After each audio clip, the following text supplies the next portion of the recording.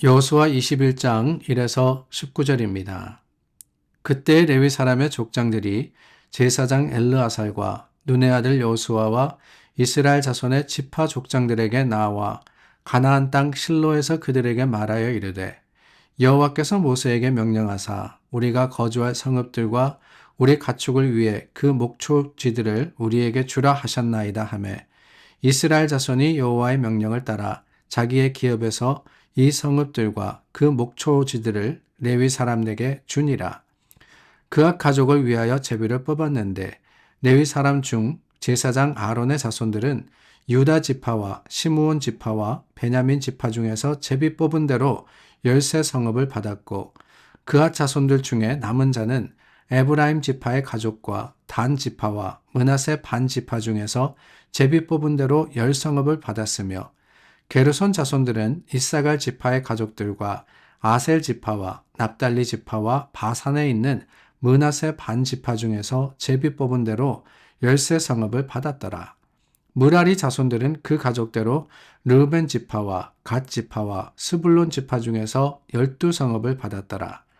여호와께서 모세에게 명령하신 대로 이스라엘 자손이 제비 뽑아 레위 사람에게 준 성읍들과 그 목초지들이 이러하니라. 유다 자손의 지파와 시므온 자손의 지파 중에서는 이 아래에 기명한 성읍들을 주었는데 레위 자손 중 그 가족들에게 속한 아론 자손이 첫째로 제비 뽑혔으므로 아낙의 아버지 아르바의 성읍 유다 산지 기랏 아르바 곧 헤브론과 그 주위의 목초지를 그들에게 주었고 그 성읍의 밭과 그 촌락들은 여분네의 아들 갈렙에게 주어 소유가 되게 하였더라. 제사장 아론의 자손에게 준 것은 살인자의 도피성 헤브론과 그 목초지요 또 림나와 그 목초지와 얏딜과 그 목초지와 에스드모아와 그 목초지와 홀론과 그 목초지와 드빌과 그 목초지와 아인과 그 목초지와 유다와 그 목초지와 벳세메스와 그 목초지이니 이 두 지파에서 9성읍을 냈고 또 베냐민 지파 중에서는 기브온과 그 목초지와 게바와 그 목초지와 아나돗과 그 목초지와 알몬과 그 목초지 곧 4성읍을 내었으니 제사장 아론 자손의 성읍은 모두 13성읍과 그 목초지들이었더라. 레위는 야곱의 셋째 아들입니다. 레아 사이에서 낳은 아들로서 연합하다라는 그런 뜻을 가진 아들입니다. 이 레위 지파 우리가 계속해서 살펴보지만 지파별로 땅을 나눌 때 다른 지파들처럼 일정 지역의 땅을 얻지 못하고 12지파가 흩어진 그 12지파가 차지한 다른 땅 속에 흩어져서 48개의 성읍 가운데 살아가야 했습니다.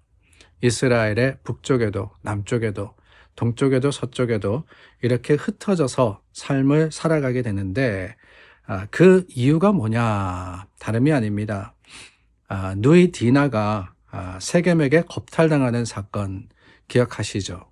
시므온의 분깃을 우리가 생각하면서 나누어 드렸습니다. 시므온과 레위가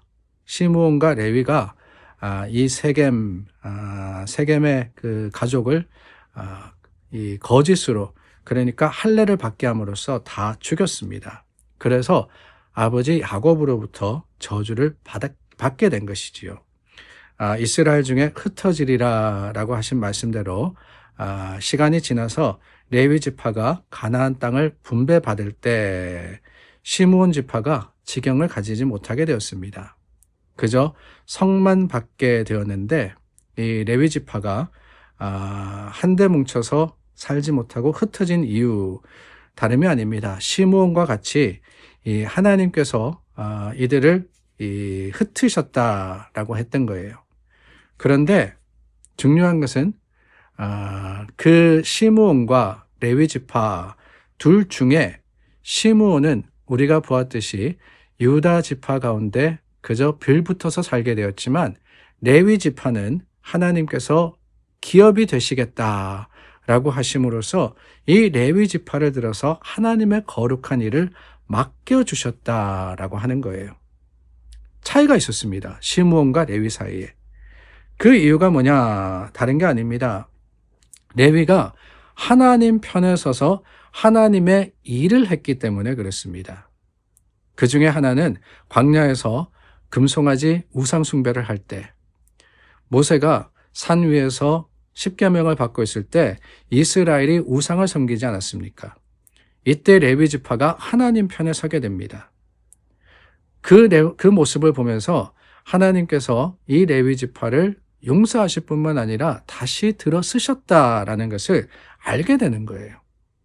시작은 같았습니다. 레위와 시므온 시작은 같았지만은 그 끝을 볼 때 너무나도 다른 모습.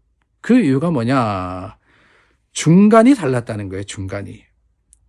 시므온은 흩어져 버렸지만 레위는 하나님의 성막과 성전을, 물론 살아가는 것은 흩어진 삶을 살지만은 그 끝이 다른 이유. 그것은 하나님께서 그들의 받은 저주를 복으로 바꾸어 주셨기 때문에 그렇습니다.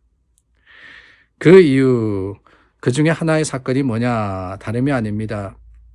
이스라엘이 십딤에 머물 때 모압 여인들과 음행을 저질렀습니다. 이때 시므온 지파가 모압 여인들의 신이었던 바알보를 섬기고 우상 숭배를 합니다.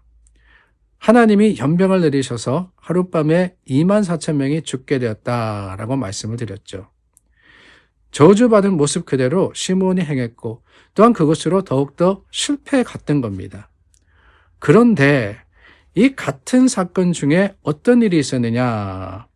바알보올에게 속한 모든 사람을 죽이라라고 하는 하나님의 명령이 있었는데 그 말씀을 듣고 이스라엘이 회막 앞에서 하나님께 울부짖을 때 한 이스라엘 남자가 미디안 여인, 이방 여인을 데리고 그곳에 나타납니다. 이때 아론의 자손, 아론의 손자이죠. 엘르아살의 아들인 비느하스가 창으로 이 이방 여인과 남자를 찔러 죽였어요. 이때 연병이 그쳤다라고 성경은 기록하고 있습니다. 왜 그러느냐? 다름이 아니죠. 그것이 하나님의 명령이었기 때문에. 그런데 오늘 본문에 보니까 레위 사람 중 제사장 아론의 자손들이라고 했습니다.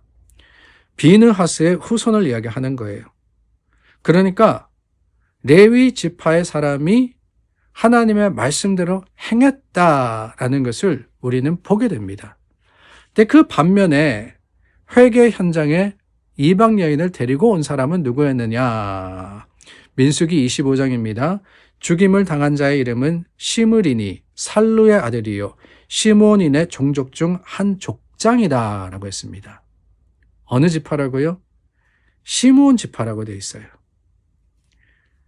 레위와 시므온이 하나님 앞에 잘못했습니다. 그러므로 저주를 받았습니다. 그럼에도 불구하고 그 결국이 달랐던 이유는 어디 있느냐? 레위 지파는 그 저주 앞에서 부정적인 반응을 한 것이 아니라 긍정적으로 자신이 받은 그 저주를 변화시켰던 거예요. 똑같은 상황이었습니다. 똑같은 처지임에도 어떤 사람은 긍정적으로 반응해서 풍부한 열매를 맺기도 하지만 어떤 사람은 오히려 그 상황 속에서 더 실패하고 더 타락하는 경우가 있더라라고 하는 겁니다. 레위는 자신이 당한 상황 속에서 최선을 다했어요. 그것으로 포기하지 않았습니다. 오히려 회개하고 하나님 앞에서 바로 서도록 노력했을 때 하나님이 그 결국을 변화시켰던 것이지요. 이런 노력이 우리에게 있어야 하리라 믿습니다. 비록 우리가 실패할 때가 있죠. 죄 지을 때도 있습니다. 우리가 나락으로 떨어질 때도 있어요.